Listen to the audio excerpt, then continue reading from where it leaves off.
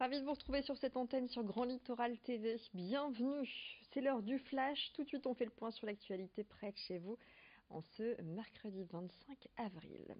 À Boulogne-sur-Mer, lors de leurs interventions, les policiers bénéficient d'un outil appelé Néo. Ce sont en fait des tablettes. Objectif, vérifier les informations liées aux automobilistes sans passer par la direction départementale à Arras, comme c'était le cas avant. Grâce à ces tablettes, c'est un gain de temps pour les forces de l'ordre lorsqu'elles effectuent des contrôles sur la voie publique. En quelques secondes, il est possible de connaître les antécédents du conducteur ou de savoir si le véhicule est signalé volé. Un outil qui permet également de prendre des photos ou de filmer une infraction. Bref, un seul outil pour plusieurs utilisations. Explication avec ce reportage signé Louis Caillé.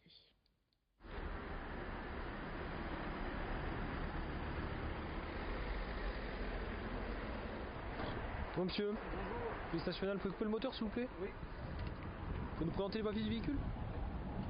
Pratiquement chaque équipe, chaque brigade spécialisée a des tablettes. Il y a à peu près une dizaine de tablettes individuelles qui équipent spécialement chaque fonctionnaire. Je reviens sur les collectifs qui peuvent être accessibles par tout le monde, même moi, je peux accéder à ces tablettes. Et prochainement, nous attendons l'arrivée de tablettes encore qui vont équiper individuellement chaque fonctionnaire. En finalité, chacun aura sa tablette et sera autonome. Vous allez prendre une longue insufflation et vous allez souffler jusqu'à temps que je vous dise stop. Encore. Là, qu'est-ce qui se passe avec ce monsieur? Donc je vérifie son permis de conduire en fait. C'est un monsieur qui a déjà été pris en conduite en état d'alcoolémie. Donc je vérifie si son permis est encore valide. Je vais me connecter si vous voulez, à l'application des permis de conduire pour avoir un résultat en quelques secondes en fait. Donc voilà, donc on sélectionne une application permis de conduire. On interroge en mettant l'identité de la personne. Lorsqu'on demandait un fichier, on passait par Arras, donc on passait par le 17 police secours. Donc ça évite de déranger les collègues qui se trouvent à la radio au 17 police secours en fait. Voilà. Disons qu'on est un peu plus indépendant à bord des véhicules. Voilà, donc ce monsieur, son permis est valide.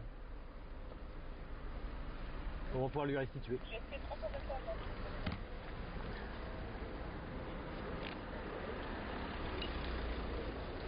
Moi, je demande à ce que le policier soit plus actif, plus rapide.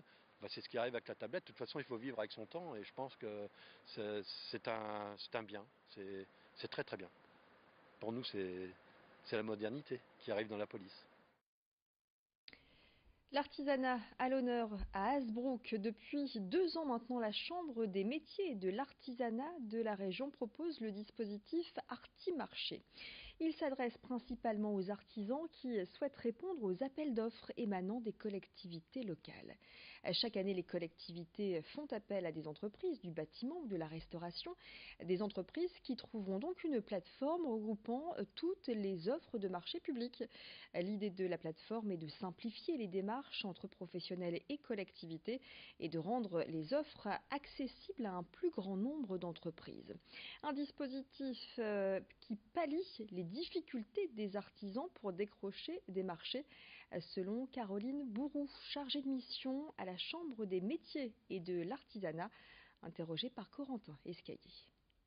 Le constat, c'est qu'aujourd'hui, les entreprises artisanales ont des difficultés en effet à se positionner parce qu'on a des dossiers très administratifs à compléter et on s'est rendu compte que trop peu d'entreprises répondent au marché public. Ce sont principalement en effet les grosses structures qui se positionnent. Donc l'objectif, c'est d'essayer de les aider à répondre. Il y a une vraie volonté aussi des collectivités de pouvoir faciliter l'accès des TPE et des PME. Nous, on propose un accompagnement individuel et personnalisé, c'est-à-dire qu'on accompagne le chef d'entreprise dans ses démarches de candidature. On va l'aider à remplir les documents de la candidature, à faire son mémoire technique et également à passer à la dématérialisation qui est un vrai sujet puisqu'au 1er octobre, toutes les procédures seront dématérialisées. Un anniversaire dans l'Audomarois, c'est celui de la réserve naturelle des étangs du Romelard, Grange Nature à Clermarais. Cela fait 10 ans que le lieu attire des visiteurs sur son sentier. Un parcours pédagogique qui permet de découvrir la faune et la flore locale jusqu'à l'observatoire ornithologique où il est possible d'admirer cormorans, aigrettes et autres oiseaux. Pour aller un peu plus loin dans la visite, direction le bâtiment de la Grange Nature à quelques centaines de mètres de la réserve. Un bâtiment géré par le syndicat mixte Eden 62. Au programme des expositions mais aussi un jardin, de quoi passer un moment paisible et instructif avec petits et grands pendant ces vacances scolaires. Explication au micro de Louis Caillé. On a aussi un public scolaire pour essayer de les sensibiliser justement à ce bel environnement qu'on a ici à la fois sur le Romelard qui est la réserve naturelle nationale et aussi la forêt, et puis aussi beaucoup public familial, c'est de venir ici en famille le dimanche après-midi, se promener après le repas de famille et du coup aussi donc visiter les expos puisque le bâtiment est en accès libre et gratuit, et à 800 mètres de là donc aller visiter la réserve naturelle nationale du Romelard qui est aussi en accès libre et gratuit et qu'on peut avoir facilement accès en poussette ou en fauteuil roulant.